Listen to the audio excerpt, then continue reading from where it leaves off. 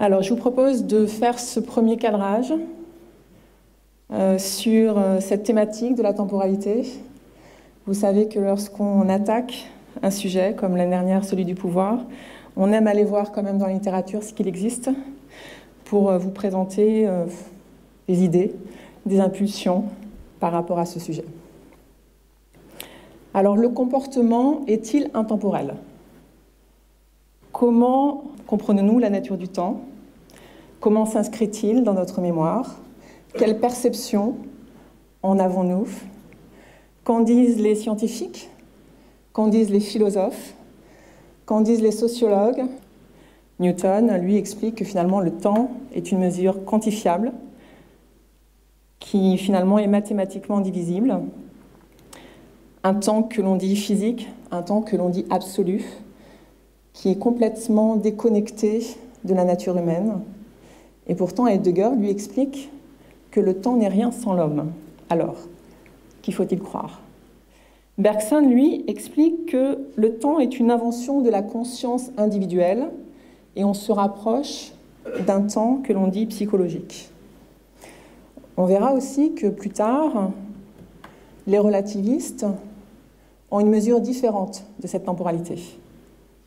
On se rappelle de l'opposition, on nous a raconté, de l'opposition entre Einstein et Bergson, le 6 avril 1922, où finalement Einstein s'oppose à cette temporalité des philosophes en expliquant qu'il n'y a pas de temps des philosophes, que c'est à la science qu'il faut demander la vérité sur le temps, comme sur tout le reste, et l'expérience du monde perçu avec ses évidences n'est qu'un balbutiement avant la claire parole de la science. Qui faut-il croire ? Peut-être peut-on convoquer les contemporains ? On se rappelle par exemple de l'expérience de ce jumeau voyageur qui rentre sur Terre plus jeune que son frère reste à la maison, et cette notion de dilatation de la durée, de la théorie de relativité restreinte, qu'en disent les contemporains. Alors on peut se poser la question de ce qu'en dit Étienne Klein, que nous aurons la chance de recevoir cette année au sein du Cercle, lors de l'une de nos conférences. Étienne Klein est physicien et philosophe des sciences, et pour lui, l'existence d'une psychologie du temps, incontestable, ne suffit pas à prouver l'existence d'un temps psychologique, par opposition à ce temps absolu, mais nous pouvons dire que notre rapport au temps physique, temps absolu, est gorgé d'influences de type psychologique. Je suis sûre que ça vous parle, puisque, en fonction des événements de la vie qui ponctuent notre temps et en marquent la durée, nous trouvons le temps long, par exemple quand notre corps est en souffrance, et puis nous pouvons trouver le temps trop court lorsque nous prenons plaisir à ce temps présent. Alors j'avais envie aussi de convoquer la pensée des sociologues, et je me suis intéressée à ce que disait Kurt Lewin. Kurt Lewin, vous le connaissez sans doute. Il est spécialisé, donc c'est ce psychologue américain d'origine allemande, il est spécialisé en psychologie sociale et en dynamique des groupes. Et lui a posé une approche psychosociale de la temporalité avec cette définition de la perspective temporelle. Perspective temporelle, j'espère que c'est un concept qui vous intéressera cette année, qu'on pourra discuter tout à l'heure. Pour lui, la perspective temporelle, c'est la totalité des points de vue d'un individu à un moment donné sur son futur psychologique et son passé psychologique. C'est-à-dire que pour lui, l'analyse de la dimension psychologique de l'expérience du temps va impliquer une prise en compte des moments passés, présents et futurs. À titre d'exemple, l'enfant vit principalement dans le présent. Et au fur et à mesure qu'il gagne en expérience, qu'il gagne en perception du temps, finalement, ce temps, ces expériences vont influencer ses émotions, ses perceptions, ses humeurs, ses comportements. Alors, puisqu'on parle des enfants, on peut parler de l'expérience du marshmallow, que vous connaissez peut-être. Le test du marshmallow de Walter Mischel, en 1968. Donc, Walter Mischel est un chercheur en psychologie à la Columbia University. Et ce qu'il a proposé à deux jeunes enfants, qu'il a posés dans une pièce, sur une chaise, en face d'une table, en face d'une guimauve, Il leur a dit, voilà, voici une guimauve. Si vous voulez la manger tout de suite, très bien. Mais si vous attendez que je sorte et que je revienne dans la pièce, vous en aurez 2. On appelle ce test également celui de la gratification différée. Eh bien, ce qui est intéressant, c'est que 30% de ces jeunes enfants, 5-7 ans, ont passé ce test positivement, c'est-à-dire qu'ils ont réussi à attendre que ce chercheur revienne dans la pièce pour en avoir 2. Ce qui est intéressant aussi, c'est que Walter Mischel est revenu 18 ans, 20 ans après, pour voir quelle avait été l'évolution de ces jeunes enfants, quel avait été leur parcours scolaire, et il s'est rendu compte qu'il y avait des différences notables entre ceux qui avaient réussi le test et ceux qui l'avaient échoué. C'est-à-dire que ceux qui l'avaient échoué étaient plus anxieux, plus envieux, moins disciplinés, avec un faible esprit de groupe. Alors, même si la communauté scientifique a énormément challengé ce test, en disant qu'il y avait des imperfections par rapport aux mesures, par rapport au contexte à prendre en compte, il a quand même donné l'impulsion à un autre chercheur de Stanford qui s'appelle Philippe Zimbardo, et qui s'est intéressé aussi à cette notion de perspective temporelle et également à cette notion de gratification différée. Ce qu'explique le professeur Zimbardo, qui est l'un des psychologues contemporains les plus reconnus, c'est que finalement, l'état d'esprit, les émotions des individus, leurs comportements, leurs actes vont être influencés par la prise en compte de cette temporalité passée, présente, future. Et qu'en fonction de cette prédominance d'un registre, passé, présent, futur, finalement, on va avoir un processus de cognition qui va permettre d'anticiper la conduite des individus et éventuellement leur réussite future. Il a construit avec un autre chercheur qui s'appelle Boyd une échelle de perspective temporelle. Cette échelle de perspective temporelle qu'on vous propose de garder en mémoire par rapport à cette thématique de la temporalité qui nous occupe cette année, qui pour nous est une catégorie des appréciations temporelles individuelles parmi d'autres, eh bien elle est connotée avec 2 sous-catégories. C'est-à-dire, il y a des gens qui sont versés, des individus qui sont versés vers un passé positif et puis un passé plus négatif. C'est-à-dire que le passé va les contraindre ou leur donner une impulsion favorable. De la même façon, certaines personnes sont versées vers un présent fataliste et d'autres vers un présent plus hédoniste qui va leur permettre de se ressourcer.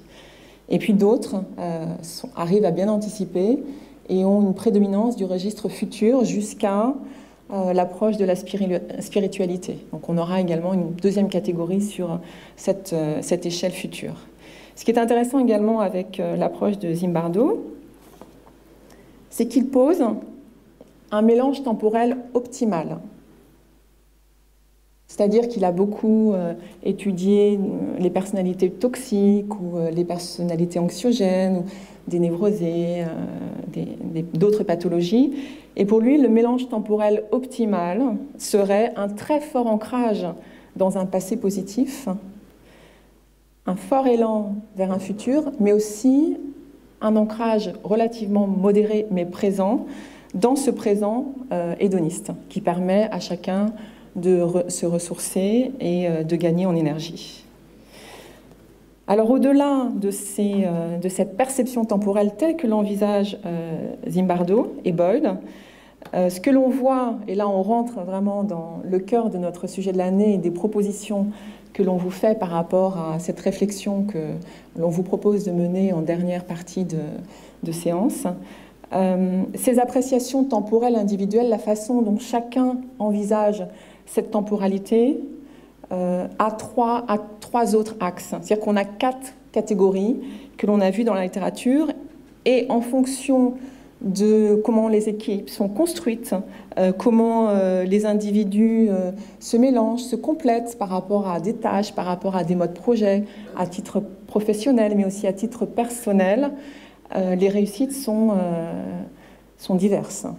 C'est-à-dire que si vous mariez des personnes qui sont dans l'urgence temporelle, qui est une 2e catégorie de cette appréciation temporelle individuelle, avec quelqu'un qui n'est pas dans cette urgence temporelle. Donc l'urgence temporelle, c'est le fait que la personne s'impose des contraintes personnelles par rapport à cette temporalité. C'est-à-dire qu'il va estimer que le temps est une ressource précieuse, qu'il ne faut pas gaspiller, et même si les échéances sont lointaines, finalement, on se mettra en urgence. Donc, certaines personnes sont dans cette appréciation du temps, qui est l'urgence temporelle. D'autres personnes sont en polychronicité, c'est-à-dire qu'ils ont la capacité à mener plusieurs tâches à la fois. Je pense que ça vous parle dans les équipes, c'est-à-dire des personnes qui vont se concentrer sur une seule tâche, on est en monochronicité, puis d'autres personnes qui sont en polychronicité. Comment on fait si on marie des personnes qui ne fonctionnent pas de la même façon? Et puis la dernière et quatrième appréciation temporelle individuelle, c'est le rythme d'action. Le fait que des individus travaillent avec ces sous-catégories très en amont d'une deadline, les précoces, ceux qui travaillent de façon très homogène, en échelonnant leurs tâches, les stables, et puis ceux qui travaillent juste avant les deadlines, ceux qui travaillent à échéance. Donc voici la première proposition de catégorie de ces appréciations temporelles individuelles que nous vous proposerons de discuter en fin de conférence. On est toujours dans une approche collégiale de notre réflexion au sein de ce think tank. On vous propose ce cadrage, et puis derrière, vous pouvez nous dire ce qui vous semble manquer, ou comment on peut compléter, comment on valide, ou comment on invalide certains des concepts. C'est l'approche individuelle. On raccorde à cette approche individuelle une approche plus systémique. L'approche plus systémique, c'est-à-dire quelles sont les relations au temps que vous souhaitez aborder cette année. Je ne vais pas toutes vous les énumérer, ce ne sont juste que des propositions qui ont été discutées avec notre board. Philippe Vattier a parlé de la dictature du présent, par exemple. On a vraiment l'impression d'être gagné par une infobésité. On a l'impression aussi que les plus jeunes ont du mal à se projeter. Paul Valéry disait que nous sommes dans une intoxication par la hâte, que nous sommes presque dans une vacuité projective, que le présent est très prégnant et que finalement le futur s'efface, qu'on a du mal à se projeter à moyen long terme. Donc, quid de cette relation et de votre intérêt pour cette relation du temps et de la dictature du présent? Quid également de votre intérêt par rapport à la décision? La dimension temporelle dans le processus des décisions nous semble également extrêmement importante. Nous avons évoqué la thématique du pouvoir l'année passée. Évidemment, quand on vit dans un temps orienté par les autres, ce qui est la plupart du temps le cas en entreprise, comment finalement on reprend la maîtrise de son anticipation personnelle. Donc on s'intéresse à cette relation temps-pouvoir. Temps-projection future, dont on parlera pendant les tables rondes. Bergson disait que l'idée de l'avenir est plus féconde que l'avenir lui-même, c'est-à-dire que nos peurs, notre perception temporelle, nos angoisses vont finalement être déterminantes. Ce passé, cette perception temporelle passée de Zimbardo, vont être déterminantes dans nos projections futures. Donc comment on envisage cette relation? Est-ce que cette relation vous intéresse?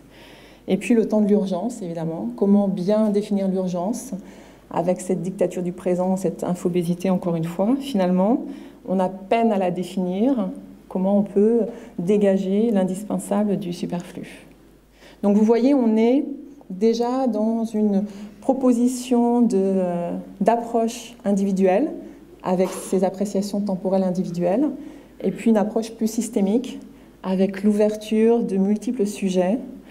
C'est un peu l'idée de cette première conférence, encore une fois, de vous faire toutes ces propositions avec un court cadrage de ce que nous avons vu sur ce sujet de la temporalité, et puis de voir avec vous ce que vous souhaitez en retenir pour que chaque individualité s'exprime sur ce sujet, et puis, encore une fois, que nous publiions de manière chorale, collégiale, comme chaque année.